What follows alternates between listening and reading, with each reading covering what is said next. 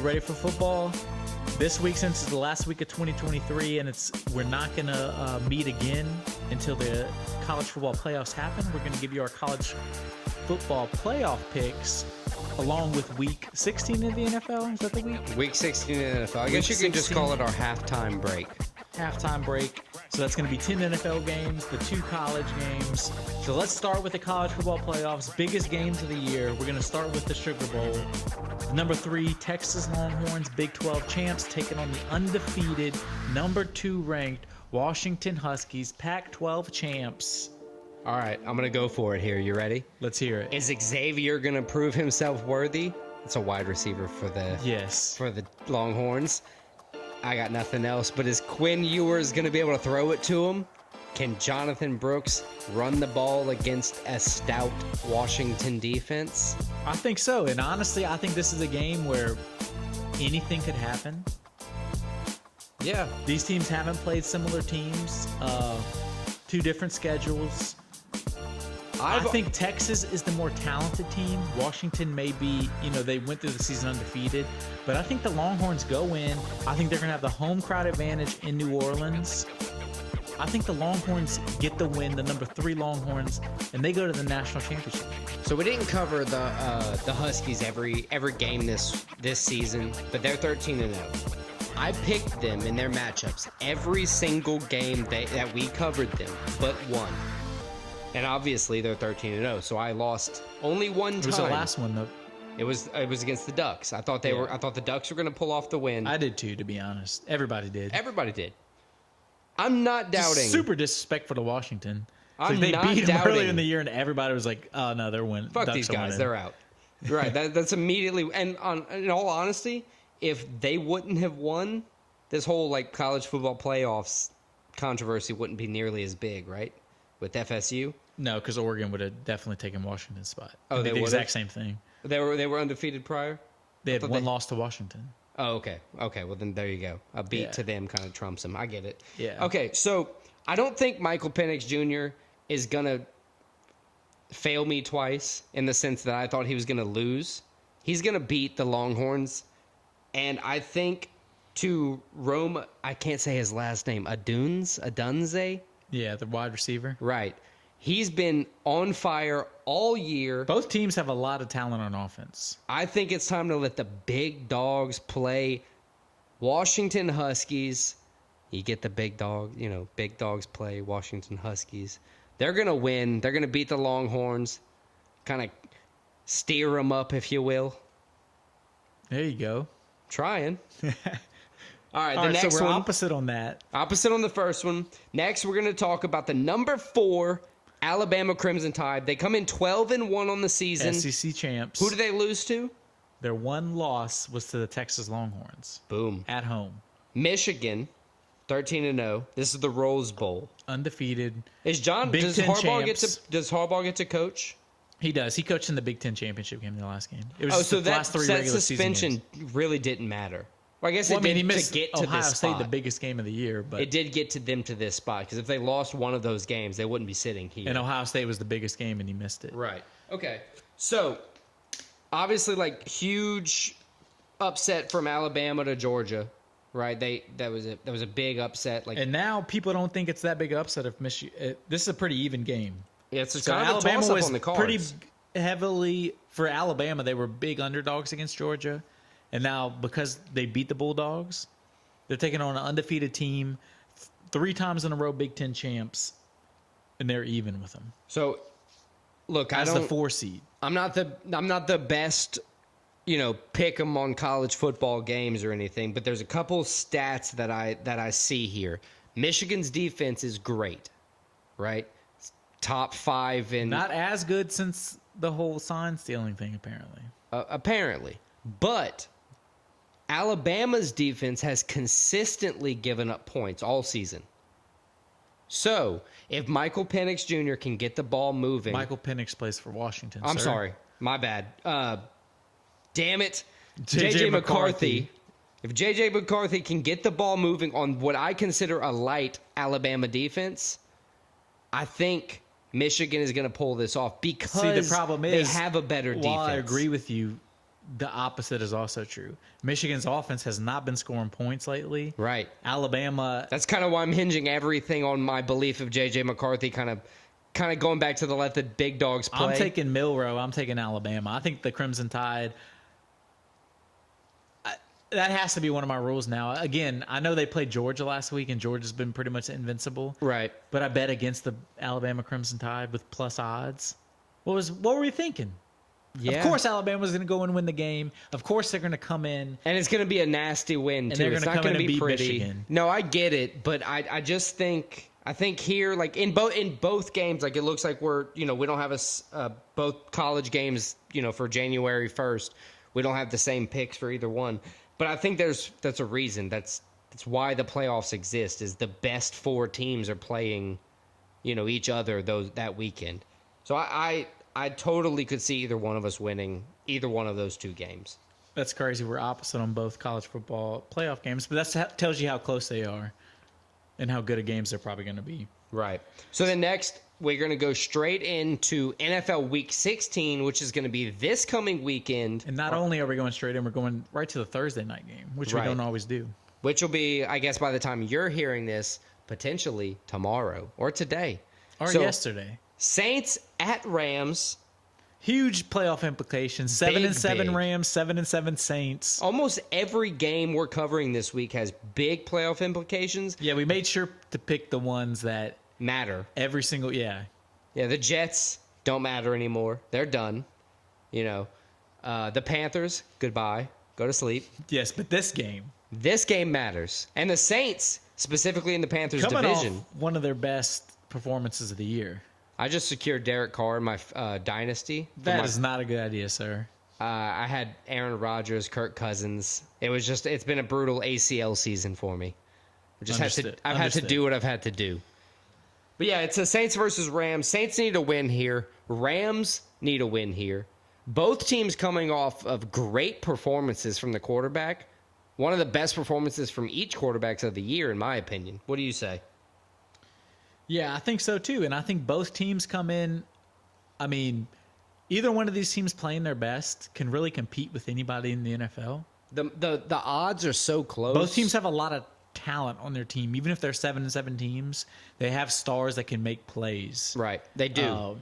Is Chris Olave back? I don't know if he's going to be back for this game. I hope he is. If he isn't, but they've also proven, is it Juwan Johnson? Juwan Johnson's proven been with him well. that he can kind of supplement the offense. People, when Derek Carr kind of gets hot, it was by far his best game I've seen him play with the Saints. I he agree. was accurate. He wasn't necessarily making giant plays, but he was making the plays that needed to be made. I'm hoping Derek Carr continues that. I'm going to bank on him continue that. I got the Saints winning the game. See, I'm going to go opposite again on you here. My biggest problem is the Saints are 3-4 on the road, or 3 out of 4 games on the road. So they've lost 4 times on the road this season. It's not great. 22 points per game. The Rams are a little bit better in terms of stats, but I think with a more explosive offense, at least in more recent weeks, I think the Rams are going to have what it takes to get it done this week. Damn, so 3 games, 3 games in a row, we're going to alternate picks. I don't like how the later half of this season is starting to shape up here. All right, so let's move on to the next one. I think it's the Saturday night game or Saturday game. We go Bengals and Steelers. Bengals-Steelers, huge AFC North game. Both teams technically still in the playoffs. Bengals obviously in a better position than the Steelers. Bengals look like a legitimate. It seems they're like feisty. Dude, I'm not saying like I could go into the Bengals and play a football game because that's obviously not the case. But it seems like the Bengals might be solid enough where if you put a decent backup. That's what Jake Browning's doing right now. They can just put it together and win games. So what is he, like 3 straight wins? 6th seed in the playoffs currently, holding the second wild card slot? Yeah, everybody thought they were done once Burrow got They can lose 1 game at the current slot and the Steelers are on the cusp. Way opposite. They need to win momentum-wise, though. Damn near. The Steelers have been playing like dog shit. It looks. I mean, this is probably the worst. I know they're 7-7, I think, but the Steelers 7-7 and 8-6. They are like one of the worst 7-7 teams. Like they should not be But look, we have to give overperformed. credit where credit's due. We've had Mitchell Trubisky coming in, Trubisky looks like he doesn't belong in the NFL anymore. and now he's been benched again for, I believe, Mason Rudolph again. He's back. Is back. Mason Rudolph is back in the NFL to play for the Steelers. But then we have Browning. I think this later half of the NFL season is showing that, like, it's not necessary. Like, the quarterback does a lot, but with how the teams have been, like, these specific teams have been crafted that we're covering, that are making these playoff runs with, backup quarterbacks deep into the season, it's like a weird anomaly for this year that we're seeing, this come across. Even so, I think the Bengals are going to win. I think they're going to move to 9-6. This game as well is a toss-up. Pittsburgh's +2 at home. So, like, they don't even get the 3-point advantage, which means it's kind of like get the 3-point 5-point swing for them, which, just puts the Bengals at even higher favorite. But the odds are very, very close. With a backup quarterback, this game could easily just get out of hand for either player. Yeah, I think I agree with you, though. I think it's the first one we agree. I got the Bengals, too. I'm happy we agree on something. At least we can lose together. So let's move on to the next one. This is your favorite team taking on my favorite team's arch rival in a game we need them to lose. Colts playing the Falcons. So I really hope we're both hoping for some Gardner Minshew magic here. We are. Gardner's been playing 8-6. The look, Colts, their coach may be coach of the year with the way he's. I don't want to talk too much about They're it. a good football team. They're coached very well. Like, if they had a star quarterback, they'd be one of the best teams in the NFL. If Anthony Richardson did not have to have shoulder surgery because... I don't know. I think this year their record's probably better with Gardner than Anthony. I think it was important to have a worse season with him not hurt.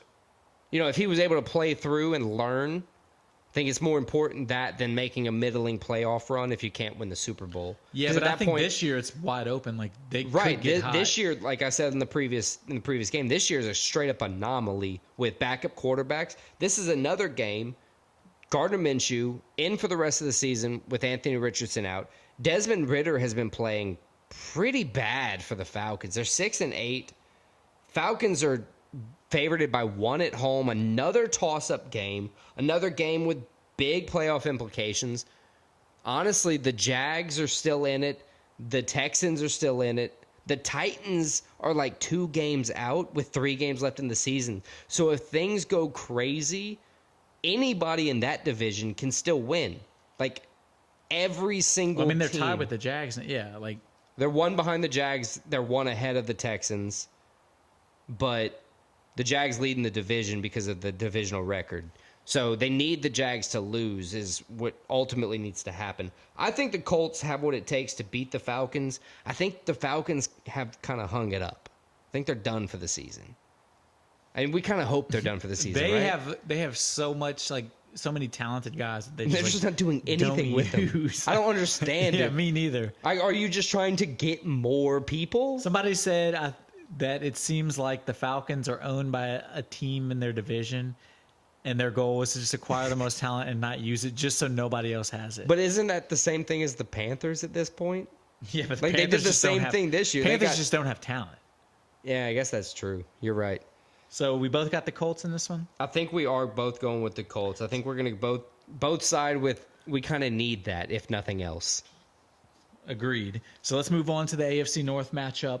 The Lions, 10-4, taking on the Minnesota Vikings. Take me home. Sorry. The Lions might have got out of their funk last week. They looked good. They 5 touchdowns? That's impressive from Jared Goff. It was like first 2 drives punts, and they scored on 5 touchdown drives in a row. It's wild. It was wild. Lions, I don't want to say back, but they looked like a few games like they had kind of like hit their peak and fallen. Now it seems like they might be back. Can they keep it up against the Vikings? I think they can. I agree.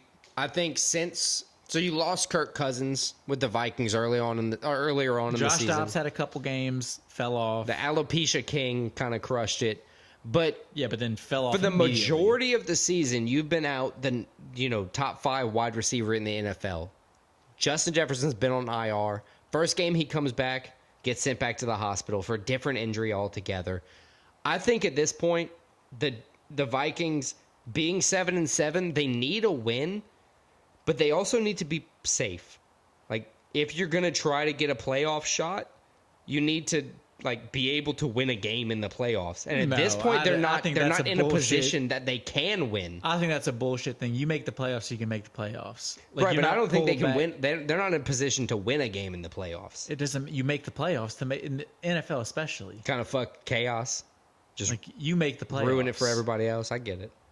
I think the Lions are going to win here. I think it's going to be a very close game, though. I think the Lions are going to win because of how, just kind of down-ticking the Vikings have been week after week. I think the Lions are going to win, but it's going to take a late drive or a late clutch performance from Jared Goff. The Vikings have a way of doing that in games. So we both got the Lions in this one? Both Lions. So let's move on to the next game. Browns at Texans. Texans. Browns. Nobody's talking about them. I know they're on their third quarterback, Joe Flacco. Joe Flacco's playing well, but he got his ass a contract. He got his ass a contract, but did you see some of the throws he had this week? It was good. It was clean. It was great. And I would argue it was Super Bowl Joe Flacco style throws. If they're not going to have Deshaun Watson at all the quarterbacks they've had this year, Joe Flacco gives them the best chance. They're making the playoffs probably to win. 9-5 overall. They're in a good spot. One or two more wins, they have a playoff and they're spot. taking on Houston, who the big question is CJ Stroud going to be ready for this game? So I checked as late as I could. He's still currently, now this is Tuesday night, he's still in concussion protocol.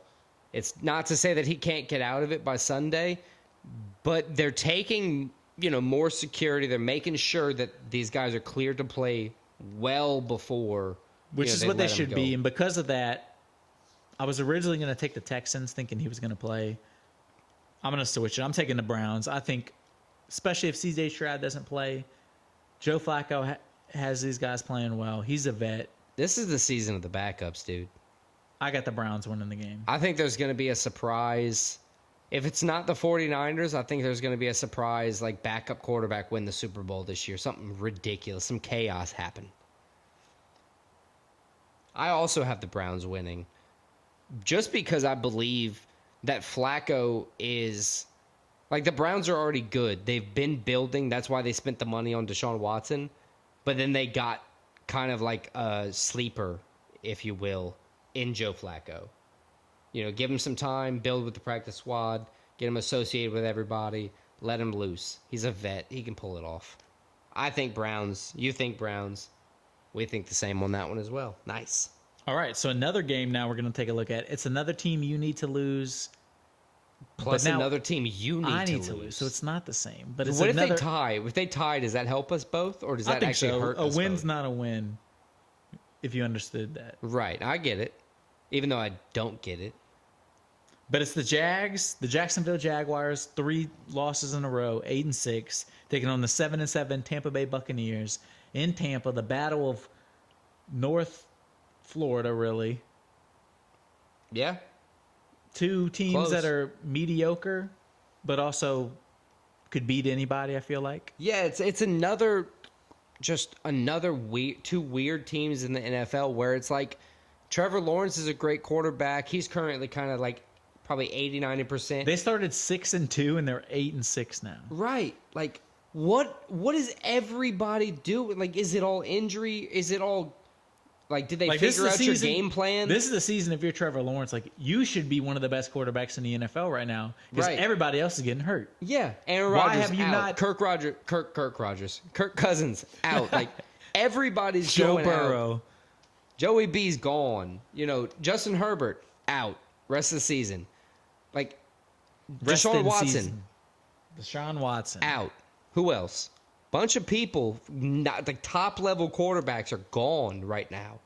If you're Trevor Lawrence and you're vying for an early Super Bowl in your career, you're playing every fucking snap you can to. I mean, he is playing, but I know. I'm just saying. He's just not. He hasn't. You got to figure out. You got to figure out a way to produce. You got to figure out a way to produce. All right, so let's move on to the next game. It's the Fraud Bowl.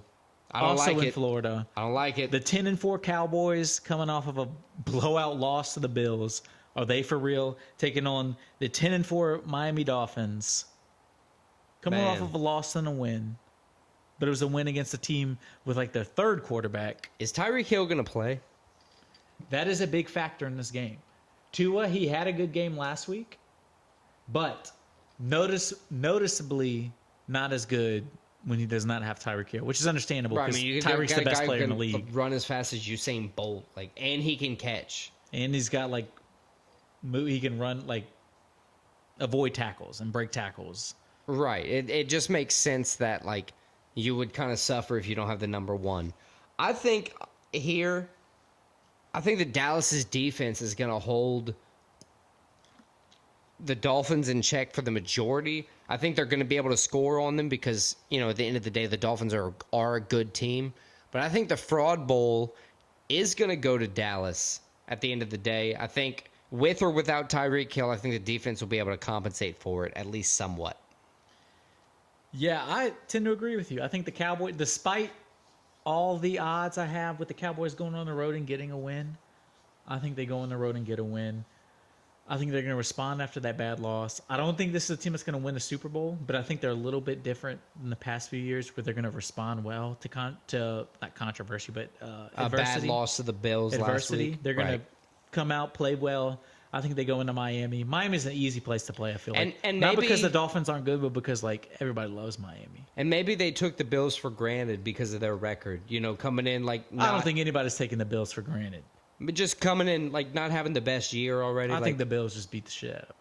Maybe. We'll see, I guess. But I got the Cowboys in this one too. Oh, so we're picking the same way. That's good to know. So let's move on now. AFC West matchup. The Kansas City Chiefs. The formerly named Oakland Raiders, Las Vegas Raiders. 10-point swing. The Chiefs and the Raiders are coming off of a 63-21 win. They were up 42-0 at halftime. Yeah, and they're it was 10-point underdogs. Chargers, not Chiefs. Raiders and Chargers. You said Chiefs again. No, it's Raiders and Chiefs. The Raiders are playing the Chiefs. Oh, yeah. The Raiders played the Chargers last week and beat them 63-21. Yeah, that's what. Yeah, 63-21. That's wild. Absolutely wild. 42-0 at halftime. And the Raiders come in after touchdowns. that. After that, they're minus 10 underdogs. Yeah. Their next game. I know the Chiefs are good, but the Chiefs haven't been the Chiefin' lately. Is this a team with the Raiders that can cover that 10-point spread? That's exactly what I was about to say. I think they're a team that covers that 10-point spread, but I think they lose the game. I think the Chiefs, just the experience and who they have, this is nut-cutting time for them. They proved last week. Might not be pretty, but they're going to go in and get a win. I think they come beat the Raiders, but it's probably by a touchdown. I think this is wild, but do you think if Kadarius Toney's in the game, do you think the Chiefs lose?